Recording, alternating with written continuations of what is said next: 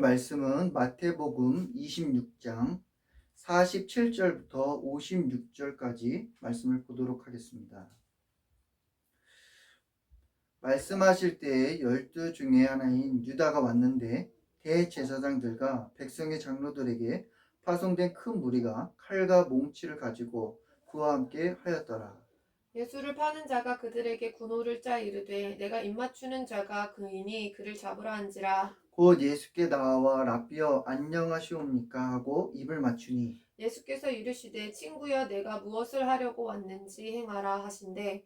이에 그들이 나와 예수께 손을 대어 잡는지라. 예수와 함께 있던 자 중에 하나가 손을 펴 칼을 빼어 대제사장의 종을 쳐 그 귀를 떨어뜨리니 이에 예수께서 이르시되 내 칼을 도로 칼집에 꽂으라. 칼을 가지는 자는 다 칼로 망하느니라. 너는 내가 내 아버지께 구하여 지금 12군단 더 되는 천사를 보내시게 할 수 없는 줄을 아느냐. 내가 만일 그렇게 하면 이런 일이 있으리라 한 성경이 어떻게 이루어지겠느냐 하시더라. 그때 예수께서 무리에게 말씀하시되 너희가 강도를 잡는 것 같이 칼과 몽치를 가지고 나를 잡으러 나왔느냐. 내가 날마다 성전에 앉아 가르쳤으되 너희가 나를 잡지 아니했도다. 그러나 이렇게 된 것은 다 선지자들의 글을 이루려 함이니라 하시더라. 이에 제자들이 다 예수를 버리고 도망하니라. 아멘. 아멘. 예수님께서 그 십자가의 죽음을 앞에 두고 제자들과 함께 유월절에 마지막 식사를 하셨습니다. 그리고 나서 제자들에게 너희들이 다 흩어진다고, 양들이 다 흩어진다고 말씀을 하셨어요. 그리고 예수님이 부활하고 나서 너희들보다 먼저 갈릴리에서 만나자고 말씀하셨습니다. 그리고 나서 예수님께서 겟세마네 동산에 그 베드로와 세베대의 두 아들을 데리고 올라가서 기도하시죠.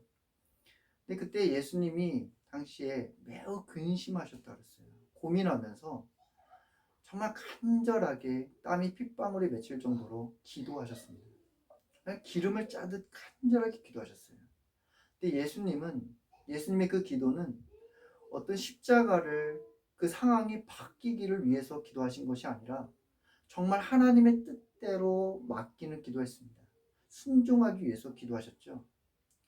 그 기도하는데 옆에 제자들을 다 피곤하고 자고 있는 거예요. 그래서 예수님께서 가서 그들에게 얘기합니다. 너희들이 1시간이라도 깨어서 나와 함께 할 수 없느냐. 시험에 들지 말고 깨어 기도하라. 마음으로는 원이로되 육신이 약하도다. 그리고 나서 예수님이 세 번째로 같은 말씀으로 기도하시고 나서 제자들에게 와서 깨우십니다. 일어나라. 이제 함께 가자. 나를 파는 자들이 가까이 왔느니라. 오늘날 우리는 인생을 살다 보면 이렇게 배신을 당하는 경우가 있습니다. 사랑하는 사람, 믿었던 사람에게 배신을 당하죠. 그때 너무나 참으로 말할 수 없는 고통이 있어요. 오늘 본문 안에서도 예수님도 그 12명의 제자 중에 하나인 가룟 유다에게 배신을 당하고 큰 무리에게 배신을 당하는 스토리가 이야기가 나옵니다. 47절부터 49절 읽어보도록 하겠습니다. 시작. 말씀하실 때 12 중에 하나인 가룟 유다 왔는데 대제사장과 백성의 장로들에게서 파송된 큰 무리가 칼과 몽치를 가지고 그와 함께하였더라. 예수를 파는 자가 그들에게 군호를 짜 이르되 내가 입맞추는 자가 그이니 그를 잡으라 한지라. 곧 예수께 나와 라삐여 안녕하시옵니까 하고 입을 맞추니. 예. 가룟 유다가요 큰 무리들과 함께 미리 예수님에게 오기 전에 다 계획했어요. 치밀한 계획을 세웁니다. 지금 이때가 시각으로 언제냐면 한밤중이에요. 예수님이 유월절에 만찬을 하시고 제자들과 함께 다 깊이 곤히 자는 시간입니다. 그때 온 거예요. 무장해제했잖아요. 어떠한 대항할 수 없다는 걸 아는 거예요. 그때 와서 큰 무리들은 칼과 몽치를 가지고 왔어요. 이 가룟 유다가 그들에게 미리 군호를 짰다 그래요. 암호를 보냅니다. 내가 입을 맞출 테니까 너희들은 예수 그리스도를 잡으라는 거예요. 그러면서 이 가룟 유다가 예수님 앞에 입을 맞춰요. 그리고 예수님에게 주님이라고 하지 않고 라삐여 안녕하십니까 라고 인사를 하죠. 이 가룟 유다의 모습을 한번 잘 보세요. 얼마나 뻔뻔스러운지.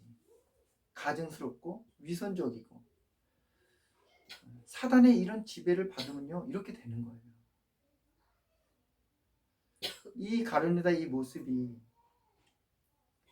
그 하와를 유혹하는 뱀의 모습과 똑같잖아요. 이 큰 무리들은요, 예수님과 전혀 모르는 사람들이 아니에요. 55절 한번 읽어보도록 하겠습니다. 시작. 그때에 예수께서 무리에게 말씀하시되 너희가 강도를 잡는 것 같이 칼과 몽치를 가지고 나를 잡으러 나왔느냐? 내가 날마다 성전에 앉아 가르쳤으되 너희가 나를 잡지 아니했도다 그랬죠. 이 큰 무리들은요, 예수님을 처음 보는 분이 아니에요. 예수님이 날마다 성전에서 말씀을 가르쳤던 그 사람들이에요. 근데 이 사람들이 예수님을 범죄자들 다루듯 강도를 잡는 듯 칼과 몽치를 가지고 와서 예수님을 잡으러 왔잖아요. 이 배신자들은요, 우리와 전혀 모르는 사람들이 아니에요. 같이 늘 항상 함께 했던 사람, 심지어는 식사를 하고 같이 함께 잠을 자고 이랬던 사람들이 한순간에 등을 돌리는 거예요. 그래서 더 충격에 빠지는 거죠. 가룟유다와 이 큰 무리들이 왔을 때 예수님이 한번 반응을 보십시오. 50절 한번 읽어볼까요? 시작. 예수께서 이르시되 친구야 내가 무엇을 하려고 왔는지 행하라 하신대 이에 그들이 나와 예수께 손을 대어 잡는지라. 예수님께서 그 가룟유다에게 뭐라 하냐면 친구여 그래요. 가룟유다야, 넌 나의 친구야. 따뜻하게 만져주고 어떤 운명의 공동체라고 말하는 게 아니에요. 이 친구는 도저히 받아들일 수 없는 사람, 어떤 옳지 않은 종을 부를 때 하는 친구여 라는 호칭이에요. 예수님의 이 가룟유다에게 빨리 행하라, 몸을 맡기죠. 그들에게. 이 모습을 깊이 묵상하면요, 예수님 한번 모습을 보세요. 전혀 당황스러워하지 않아요. 불안해하지 않습니다. 그 순간에 어떤 위기를 모면하려고 하는 모습이 보이지 않아요. 의연하고 담대하잖아요. 근데 그 예수님의 옆에 있던 베드로는 어때요? 정의감에 불타서 칼을 빼서 대제사장의 그 종의 귀를 베죠. 그 종의 이름이 말고입니다. 누가복음에 보니까 예수님께서 그 귀가 떨어져서 나간 귀를 다시 붙여줘요. 다시 만져주셔서 고쳐주십니다. 그러면서 예수님께서 이 베드로에게 참으라고 말씀하세요. 52절, 53절 읽어볼까요? 시작. 이에 예수께서 이르시되 내 칼을 도로 칼집에 꽂으라. 칼을 가지는 자는 다 칼로 망하느니라. 너희는 내가 내 아버지께 구하여 지금 12군단 더 되는 천사를 보내시게 할 수 없는 줄로 아느냐. 예수님께서 베드로에게 그래요. 칼을 칼집에 도로 꽂으라. 칼을 쓰는 자는 칼로 망하느니라. 이 베드로는요, 참 인간적이에요. 순수하고 행동파고 어떤 열정이 있고 정의감이 넘치는 거예요. 예수님을 지켜주고 싶어 하는 거예요. 그런 의욕이 앞서다 보니까 칼을 쓴 거예요. 칼을 쓴 자체는 잘못이죠. 다만 이 예수님을 너무나 지켜주고 싶은 거예요. 근데 이 모습이 이전에도 베드로에 한 번 더 이런 경우가 있습니다. 예수님께서 제자들에게 순한 예고를 하셨어요. 그랬더니 베드로가 예수님을 막 붙들고 항변하죠. 막 호되게 꾸짖습니다. 예수님 안 됩니다. 십자가 죽으면 안 됩니다. 베드로가 그 당시에도 예수님에는 정이 있거든요. 예수님을 사랑하거든요. 막 붙들고 안 된다는 거예요. 그때 예수님이 뭐라고 하시나요? 사단아, 내 뒤로 물러가라. 너는 나를 넘어지게 하는 자다. 너가 하나님의 일을 생각하지 않고 사람의 일을 생각하는도다. 그리고 호되게 꾸짖습니다. 이 베드로는요, 그냥 육신에서 나오는 이 행동을 하는 거예요. 사람의 그냥 생각대로 하는 거예요. 근데 이 십자가의 죽음은 하나님의 일이라는 거예요. 하나님의 뜻이라는 거예요. 이 베드로는 육신대로 그냥 반응을 했기 때문에 하나님의 뜻을 모르는 거예요. 그래서 예수님께서 그 베드로에게 얘기하잖아요. 베드로야, 내가 하나님 아버지께 구하면 12군단 되는 더 천사를 보내서 얼마든지 내가 해결할 수 있다. 우리 예수님은요, 힘과 능력과 그 권세가 있으신 분이에요. 얼마든지 폭력을 행하는 사람에게 폭력을 행할 수 있어요. 오병이어 기적을 행했습니다. 바람과 풍랑이 불 때도 잔잔하게 할 수 있는 그 능력이 있습니다. 하지만 우리 예수님은요, 칼을 쓰지 않아요. 칼로 하나님의 나라를 이루지 않습니다. 폭력으로 맞서서 하나님의 나라를 이루지 않아요. 말에 있지 아니하고 그 십자가로 하나님의 나라를 이루시잖아요. 우리 예수님은 잠잠한 어린 양처럼 그들에게 끌려가셨어요. 왜 끌려가셨을까? 십자가의 길을 가셨습니다. 왜요? 우리를 죄에서 구원하시기 위해서 십자가를 걸어가셨습니다. 요한복음 3장 16절에서 17절 말씀을 보면 하나님이 세상을 이처럼 사랑하사 독생자를 주셨으니 이는 그를 믿는 자마다 멸망하지 않고 영생을 얻게 하려 하심이라. 하나님이 그 아들을 세상에 보내신 것은 세상을 심판하려 하심이 아니요 그로 말미암아 세상이 구원을 받게 하려 하심이라. 하나님이요 우리를 너무너무 사랑하셨어요. 그래서 수많은 선지자들을 보냈습니다. 근데 우리가 깨닫지 못하는 거예요. 듣기 싫어하는 거예요. 다 거절하고 배반하고 죽였어요. 하나님이 우리를 죄에서 구원하기 위하여 그의 남아있는 한 명의 그 아들, 독생자인 그 아들 예수 그리스도를 보내신 것입니다. 그 예수 그리스도를 믿는 자마다 영생을 얻게 하고 그 예수님께서 우리의 죄값 때문에 십자가에 내어 주신 거예요. 성경에 보면요 이 배신당하는 이야기가 참 많이 나와요. 사사기 16장에 보면 삼손이 드릴라를 사랑했어요. 근데 어느 날 블레셋 사람들이 드릴라에게 찾아와서 깨입니다. 드릴라야, 너 삼손이 어디서 힘이 나오는지 우리에게 알려주면 우리가 은천 100세계를 너에게 줄게. 이 드릴라는요 돈에 눈이 멀어가지고요 삼손을 매일같이 조르고 재촉합니다. 삼손 어디서 힘이 나오는지 알려줘. 계속 매일 만날 때마다 그러는 거예요. 그래서 삼손이 점점 마음이 약해지다 보니까 그 비밀을 털어놔요. 그래서 이 블레셋 사람들이 나중에 와가지고 삼손의 눈을 뽑고 붙들어 갑니다. 삼손은요 이 사랑하는 여인으로부터 배신을 당해요. 이 여인은 가룟 유다처럼 돈에 눈이 멀어서 사랑하는 사람을 배신하잖아요. 사무엘상 24장 26장에 보면 다윗이 이야기가 나오는데요. 다윗도 사랑했던 정말 이 장인어른 사울로부터 배신을 당하죠. 사울이 매일같이 다윗을 죽이려고 쫓아다녔어요. 근데 다윗은 사울을 2번 죽일 수 있는 상황이 왔습니다. 근데 다윗은 이 사울을 죽이지 않아요.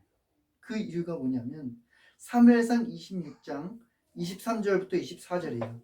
여호와께서 사람에게 그의 공의와 신실을 따라 갚으시리니 이는 여호와께서 오늘 왕을 내 손에 넘기셨으되 나는 손을 들어 여호와의 기름 부음 받은 자를 치기를 원하지 아니했습니다.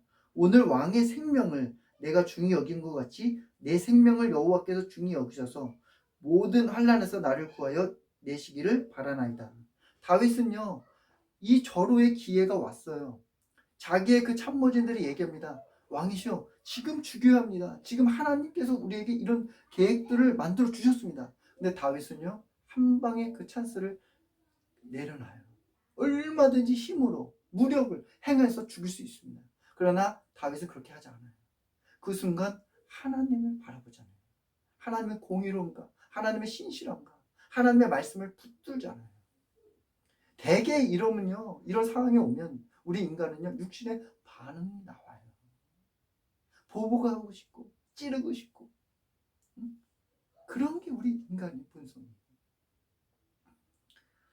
1년 전에 저희 부모님이 자그마한 땅을 사서 이제 집을 지으려고 하는 가운데 어떤 일이 있었냐면 그 옆집에 아저씨께서 저희 아버지와 어머니를 계속 시비를 걸고 협박을 했어요. 우리 어머니 아버지는 이제 우리 땅이니까 우리가 원하는 구조로 이제 집을 지으려고 했어요. 이제 거실이 남향 쪽으로 해가지고 햇빛이 잘 들도록 그렇게 구조를 설정하고 집을 지으려고 하는데 이 아저씨가 계속 그렇게 방해하는 거예요. 하지 말라고 협박하기도 하고 가만 안 두겠다고 하고. 그래서 어느 날 어머니가 통화를 했습니다. 이런 것 때문에 어떻게 하면 좋겠냐. 그래서 제가 어머니에게 말씀드렸어요. 그냥 선물을 사가지고 와서 그분의 마음을 좀 이렇게 같이 어머니가 진실하게 좀 얘기를 해보면 어떻겠냐. 똑같이 우리가 싸우거나 어떻게 할 수 있는 건 아니지 않냐 했어요. 그래서 어머니가 찾아갔습니다. 그래서 그분에게 나이도 어머니보다 나이가 적어요. 근데 어머니가 가서 이제 얘기를 했어요. 내가 이만저만해서 정말 이제 나이가 들고 노년에 여기서 몸을 좀 요양하면서 살고 싶은데 내가 원하는 구조대로 좀 이렇게 하게 놔더라고 했는데 그분이 거절했어요. 듣지 않았습니다. 그래서 결국에는 어머니 아버지가 정말 포기하고 내 권리를 포기하고 그냥 남양으로 집을 짓지 않았어요. 구조를. 근데 그 집을 건축하는 가운데 어느 날 제가 여주를 갔는데 아버지가 이런 말씀을 하더라고요. 그 옆집에 있는 아저씨가 다리가 쩔뚝쩔뚝하면서 오더래요. 그러면서 그 아저씨가 하는 말이 잘 지으시라고 이렇게 얘기하고 갔다는 거예요. 근데 제가요 그 말을 듣는 순간 어떤 마음이 들었냐면 좀 속이 통쾌했어요. 야, 하나님이 내 기도를 들으시는구나. 제가 그분을 위해서 어떤 사고를 당하게 해주세요, 다리를 다치게 해주세요 라고 기도는 하지 않았어요. 하나님 너무나 억울합니다. 이런 상황 가운데 어떻게 하면 하나님 합력과의 선을 이루게 해달라고 기도를 했어요. 네. 근데 그분이 그렇게 다친 거가 그분이 이렇게 뭐 어떻게 안 좋게 해가지고 이렇게 다친 거 그렇게 해석하고 싶진 않아요. 다만 그 순간에 저의 마음도 어떠냐면 그렇게 화가 난다는 거예요. 분노했어요. 그러나 잠시 후에 하나님 저에게 어떤 마음이냐면 이건 아니지. 그를 분노하고 그를 미워하는 거 아니지. 그래서 제가 다시 회개했습니다. 하나님 날 용서해 주십시오. 저번에 미워했던 마음을 용서해 달라고 기도했어요. 우리 그리스도인들은요 저처럼 이런 상황이 늘 와요. 배신을 당하고 억울하고 내 권리를 빼앗고 이런 위기에 옵니다. 우리도 얼마든지 갚아주고 싶어요. 싸우고 싶어요. 욕하고 싶어요. 칼을 빼들고 싶어요. 근데 우리가 하지 않은 이유가 뭘까요? 믿지 않은 사람들과 처럼 똑같이 하고자 않은 이유가 뭘까요? 세상 사람들은 얘기합니다. 더러서 피한다고. 더러서 피한대요. 우리가 하지 않은 이유가 뭘까요? 하나님의 그 공의와 신실함 때문에 그래요. 하나님이 재판장으로서 선과 악을 판단하시는 분을 믿기 때문에 우리가 참는 거예요. 하나님이 다 보고 계시기 때문에 우리가 용서하고 참는 거예요. 내 손으로 내 입으로 죄를 짓지 않은 이유가 뭡니까? 하나님을 믿기 때문에 그렇습니다. 하나님의 말씀을 믿기 때문에 그런 거예요. 우리 예수님도요 12군단 되는 천사를 보내서 얼마든지 무력을 행해서 그것을 해방시켜주고 할 수 있어요. 능력이 있어요. 그러나 하지 않은 이유가 뭐냐? 예수님 오늘 말씀하셨습니다. 54절 56절 읽어볼까요? 시작. 내가 만일 그렇게 하면 이런 일이 있으리라 한 성경이 어떻게 이루어지겠느냐 하시더라. 그러나 이렇게 된 것은 다 선지자들의 글을 이루려 함이라 하시더라. 이에 제자들이 다 예수를 버리고 도망하니라. 성경, 선지자들의 글. 이 예수님은요 그 하나님의 말씀에 대한 성취 때문에 그 말씀을 순간적으로 이 긴박한 가운데 말씀이 떠올리신 거예요. 어떻게 이렇게 해서 내가 하나님의 의를 이룰 수 있겠느냐, 하나님 나라를 이룰 수 있겠느냐. 성경을 붙든 거예요. 우리가 이런 어려운 가운데 위협당하고 이런 가운데 있을 때 두 가지의 반응이 우리 가운데 나와요. 하나님의 뜻대로 순종하느냐 아니면 육신의 반응대로 하느냐. 이 결정적인 차이를 만들게 할 수 있는 비밀이 두 가지인데 그건 뭐냐? 첫째로 하나님의 말씀입니다. 우리 육신은요 그런 상황에 오면요 화가 나는 거예요. 두려워요. 피하고 싶어요. 쉬운 길을 가고 싶어요. 이게 인간의 본성이에요. 싸우고 싶어요. 욕하고 싶어요. 그러나 하나님의 말씀이 우리를 멈추게 해요. 우리를 절제할 수 있게 해주세요. 이 하나님의 말씀, 이게 하나님의 말씀의 능력이에요. 시편 119편 116절에 보니까 주의 말씀대로 나를 붙들어 살게 하시고, 하나님의 말씀이 나를 붙들어 주셔서 죄를 범하지 않게끔 살게 하시는 거예요. 제가 예전에 사역을 할 때 한번 이런 일이 있었는데 전 성도들이 한번 다 모였는데 제가 있는데 어느 집사님께서 제 면전에 앞에다 두고 이렇게 비난하고 지적한 적이 있어요. 그 순간에 저는 막 가슴이 떨리더라고요. 뭐가 떠올렸냐면 예수님께서 홀로 남겨져서 모든 사람들이 다를 다 적으로 보이는 그 외로운 그 모습을 제가 느꼈어요. 그래서 그 상황 가운데 힘들지만 끝까지 참고 있었어요. 나중에 나왔습니다. 그리고 퇴근하고 집에 돌아갔는데 분이 안 풀린 거예요. 그분이 아무리 어떻게 그럴 수 있는가? 제가 잘못했으면 조용히 와서 저에게 말을 해도 되지 않는가? 많은 사람들 앞에서 공개적으로 저를 창피를 주고 부끄러워지면 얼마나 제가 분노가 올라옵니까? 그 다음날 새벽에 갔어요. 새벽에 가서 기도하는데 기도가 안 돼요. 너무나 분노가 아직도 사그러지지 않은 거예요. 그래서 기도를 끝나고 사무실 들어와서 큐티하는데 하나님이 저에게 마음을 주세요. 용서해라.